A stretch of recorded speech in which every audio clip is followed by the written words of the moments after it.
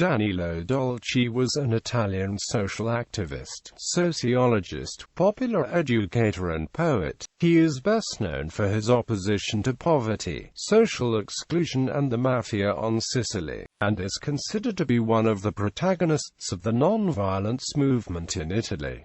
He became known as the Gandhi of Sicily in the 1950s and 1960s. Dolci published a series of books that stunned the outside world with their emotional force and the detail with which he depicted the desperate conditions of the Sicilian countryside and the power of the Mafia. Dolci became a kind of cult hero in the United States and Northern Europe. He was idolized, in particular by idealistic youngsters, and support committees were formed to raise funds for his projects. In 1958 he was awarded the Lenin Peace Prize, despite being an explicit non-communist. He was twice nominated for the Nobel Peace Prize by the American Friends Service Committee, which in 1947 received the Nobel Peace Prize along with the British Friends Service Council, now called Quaker Peace and Social Witness, on behalf of all Quakers worldwide. Among those who publicly voiced support for his efforts were Carlo Levi, Eric Fromm, Bertrand Russell, Jean Piaget, Aldous Huxley, Jean-Paul Sartre and Ernst Bloch. In Sicily, Leonardo Sciascia advocated many of his ideas. In the United States, his proto-Christian idealism was absurdly confused with communism. He was also a recipient of the 1989 Jamnalal Bajaj International Award PF, the Jamnalal Bajaj Foundation of India. Early years. Danilo Dolci was born in the caustic town of Cesana, at the time part of the Italian border region known as Julian March. His father was an agnostic Sicilian railway official, while his mother, Meliko Kulj, was a deeply Catholic local Slovene woman. The young Danilo grew up in Mussolini's fascist state.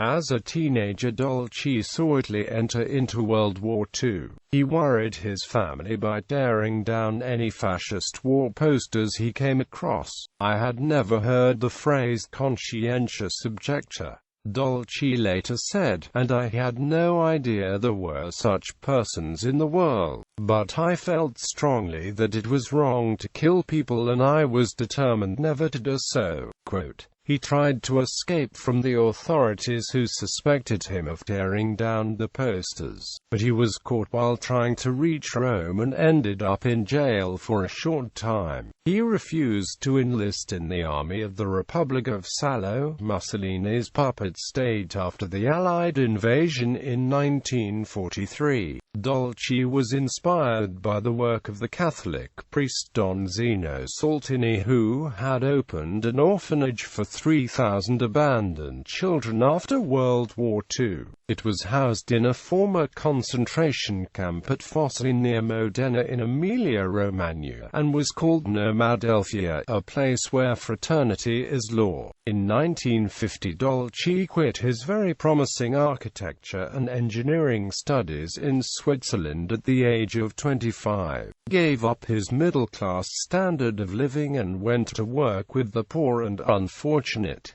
Dolci set up a similar commune called Cefarello. Don Zeno was being harassed by officials who felt he was a communist, and even the Vatican turned against Don Zeno, calling him the mad priest. The authorities decided to put the orphans into asylums and closed down both Nomadelphia and Cefarello. Dolci had to sit by and watch as government forces took off with many of the commune's children, and had to gather up all his energy in the building of a new Nomadelphia. By 1952, he was ready to move on and work elsewhere. In Sicily, in 1952 Dolci decided to head for the poorest place I had ever known, the squalid fishing village of Trapattù in western Sicily, about 30 kilometers west. of Palermo. During a previous visit to Sicily's Greek archaeological sites, he had become acutely aware of the squalid rural poverty, towns without electricity, running water sewers peopled by impoverished citizens barely surviving on the edge of starvation, largely illiterate and unemployed, suspicious of the state and ignored by their church. Coming from the north, I knew I was totally ignorant, Dolci wrote later. Looking all around me, I saw no streets, just mud and dust. I started working with masons and peasants, who kindly, gently, taught me the trades. That way my spectacles were no longer a barrier. Every day, all day, as the handle of hoe or shovel burned the blisters deeper, I learned more than any book could teach me about this people's struggle to exist. In Trapattù Dolci started an orphanage, helped by Vincenzina Mangano, the widow of a fisherman and trade unionist whom he rescued from penury and whose 5 children he adopted as his own. Later, he moved uphill to nearby Partenico, where he tried to organize landless peasants into cooperatives. Dolci started using hunger strikes, sit-down protests and non-violent demonstrations as methods to force the regional and national government to make improvements in the poverty-stricken areas of the island. Eventually, he became known as the Gandhi of Sicily, as a French journalist had dubbed him. Peaceful protest. Throughout his career in Sicily, Dolci used methods of peaceful protest, with one of his most famous hunger strike being in November 1955, when he fasted for a week in Partenico to draw attention to the misery and violence in the area and to promote the building of a dam over the Italy.He river, which roared down in the winter rains and dried up in the 9 arid months that could provide irrigation for the entire valley. One technique that he innovated was the strike in reverse, which initiated unauthorized public works projects for the poor. This earned him his first notoriety in 1956, when he gathered some 150 unemployed men to mend a public road. The police called it obstruction. His helpers walked away. He lay down on the road and was arrested. Skillfully, he drummed up publicity. Famous lawyers such as Piero Calamandrei offered to defend him for free. Famous writers, such as Ignazio Silone, Alberto Moravia, Carlo Levi, among others, protested. The Palermo court acquitted Dolci and his 24 co-defendants of resisting and insulting the police, but sentenced them to 50 days imprisonment and a 20,000 lira fine for having invaded ground that belonged to the government. On his release, he resumed the campaign for the dam on the Italy.He river, and work would eventually start in February 1963. Subsequently, he started a campaign for a dam in the Belize River, to avoid the valley from becoming a wasteland and providing jobs to stop the emigration of workers. Dolci proclaimed a week of mourning and with 30 associates conducted a hunger strike in the town square of Rocamina in March 1965.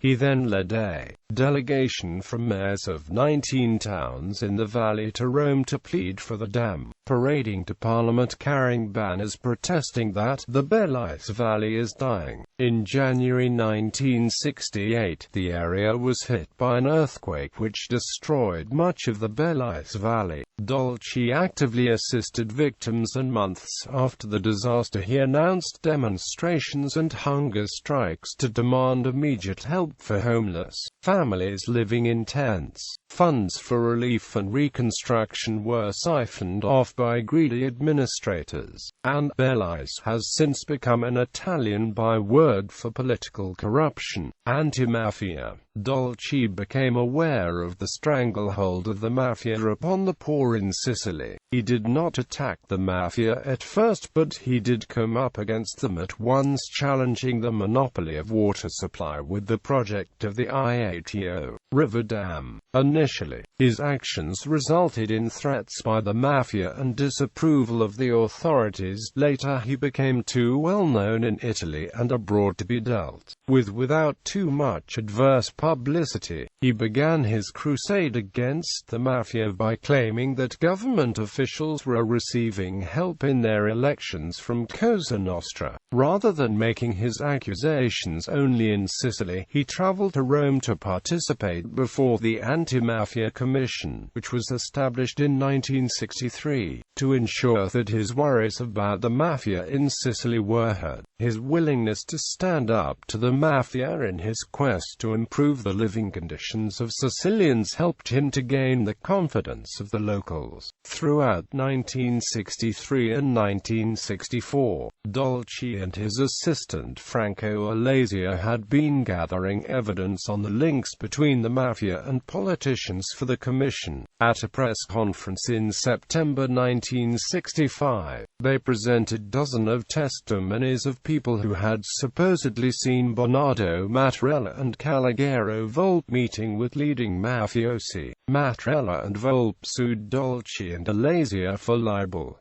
Tried for libel. In the ensuing two-year trial, dozens of witnesses were heard and many documents were considered. When the court refused to allow new evidence from witnesses, Dolci and Alasia decided that the trial was a travesty. They announced that under these circumstances they would no longer attempt to defend themselves. The remainder of the trial, therefore, took place with Dolci and Alasia absent from the courtroom. Dolci responded by broadcasting his opinions over a private radio station, which was promptly closed. On June 21, 1967, the Court of Rome determined that Mattarella had offered reliable evidence of his opposition to the Mafia in the entire course of his political career. The statements collected by the defendants Dolci and his assistant Alasia were considered nothing more than deplorable gossip, malicious rumor or even simple lies.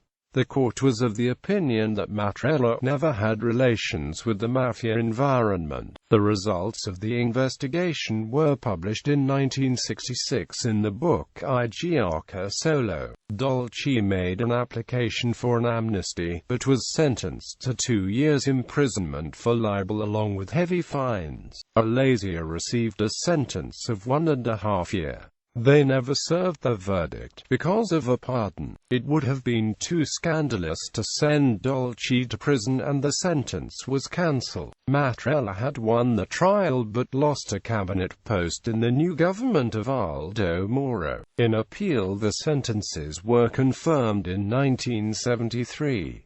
To each his own responsibility before today's public opinion and tomorrow's history. Dolci commented the sentence, "Popular educator." In the vein of Gandhi and Martin Luther King, Dolci believed that conflicts in society were inevitable, but that any attempt to resolve conflicts by violence or other coercive means would eventually backfire. In the short run, violent solutions might offer an advantage in the long run. However, all positions depending on such dominative means would collapse in renewed violence. Dolci became convinced that education was the key to social progress. With the money he received for the Lenin Peace Prize in 1958, he founded the Centro Studi e Iniziative per la Piena Occupazione in Partenico, the village in the Palermo hinterland that had become his home, and other towns on the island. In his community work, Dolci sought concrete methods of pedagogy and conflict resolution that would pave the way for a fully democratic and non-violent society. The center was one of the most important examples of community development in Italy and especially in the South since World War II.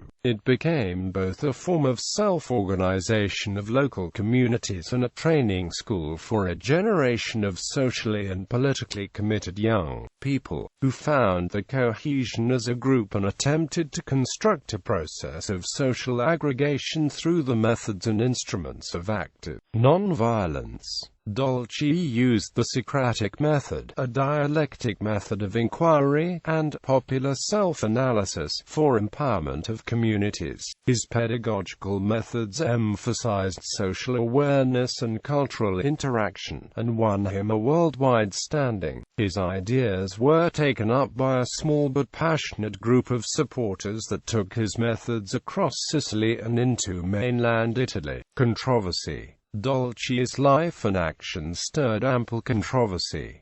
He annoyed the authorities, who often actively worked against him. Some of the locals that opposed the Italy river dam were not pleased to see the valleys flooded, and gardens and olive trees ruined. The contractors of the works eventually were either in the mafia of the middlemen.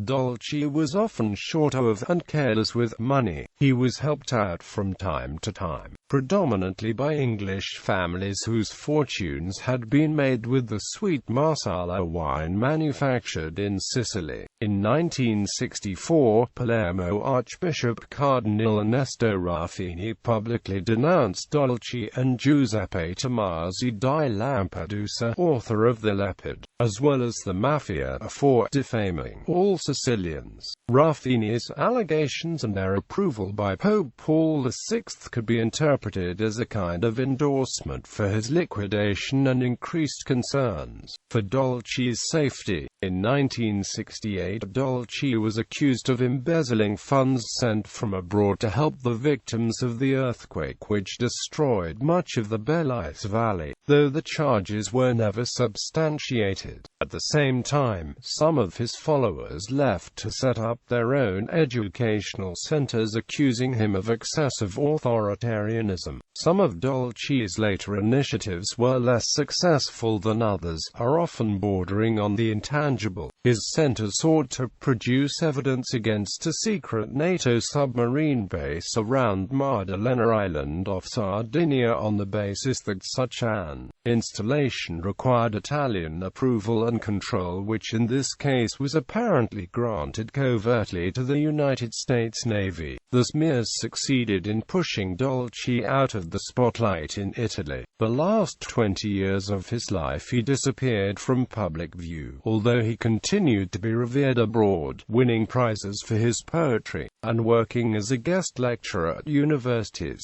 Death and legacy. Dolci has been proposed for the Nobel Peace Prize. Denounced by the Cardinal Archbishop of Palermo, he has won the support of many communists and some Jesuits, been threatened by the Mafia, and been prosecuted for obscenity by the Italian government for his book Inchiesta a Palermo.